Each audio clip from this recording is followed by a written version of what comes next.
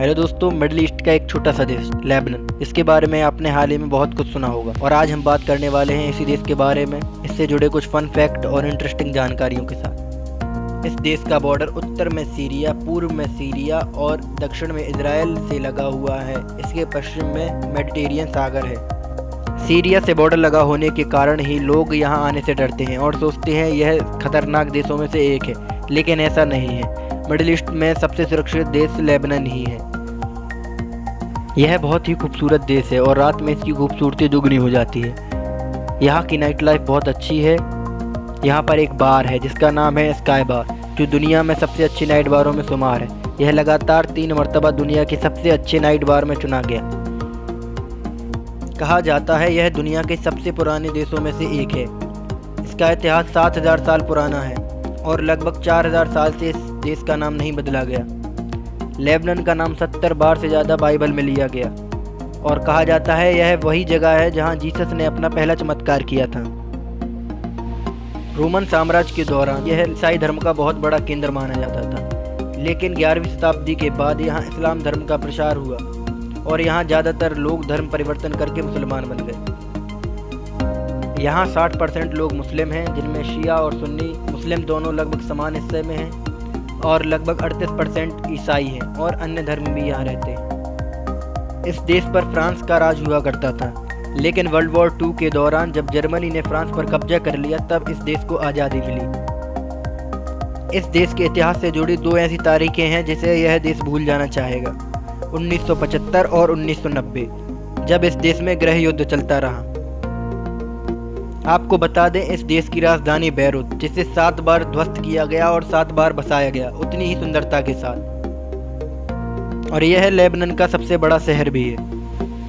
इस देश की सबसे लंबी नदी नेतानी रिवर है और लेबनान के लगभग सारे बड़े शहर इसी नदी के किनारे हैं और इन सभी शहरों की लाइफलाइन यही नदी है। यहाँ एक माउंटेन भी है जिसकी ऊंचाई 2500 मीटर के आसपास है, जिसका नाम भी लेबनान है और कहा यह जाता है कि इसी माउंटेन के कारण ही लेबनान देश का नाम लेबनान रखा गया। यहाँ पे लगभग 18 जाति धर्म के लोग रहते हैं, इसलिए यहाँ पर धर्म देखकर जगह और पद दिए जाते हैं। उदाहरण के तौर पर देखा जाए, अगर राष्ट्रपति ईसाई है तो प्रधानमंत्री एक सुन्नी मुस्लिम होगा और पार्लियामेंट का स्पीकर एक शिया मुस्लिम होगा और उप प्रधानमंत्री एक ग्रीक सभ्यता का व्यक्ति होगा। इतनी भिन्नता होने के बावजूद भी इस देश की यूनिटी देखकर दुनिया इसकी कायल है। छोटा परिवार सुखी परिवार।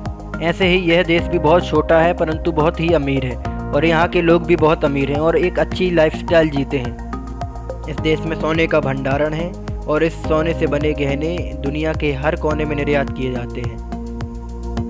जब भी आप अरब देशों की बात करते हैं तो आपके दिमाग में रेगिस्तान और ऊँट जरूर आते होंगे, लेकिन हम आपको यह बता दें कि लेबनान अरब देशों का एकमात्र ऐसा देश है जहाँ ना तो रेगिस्तान है और ना ही ऊँट पाए जाते हैं।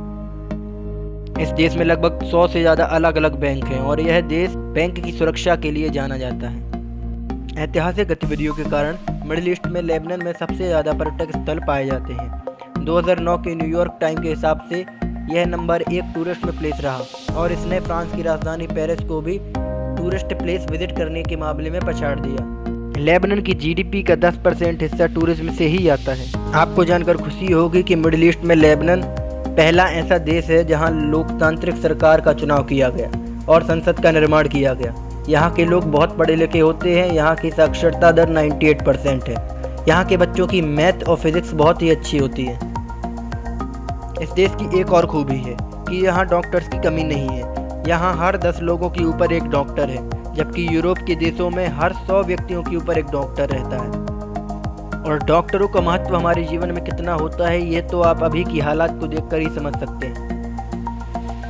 जाते जाते आपको बता दें कि लेबनान में 1945 में ही एक ऐसा कानून पारित हुआ था कि यहाँ किसी और देश का झंडा नहीं फहरा सकते और इसका बखूबी पालन किया जाता है।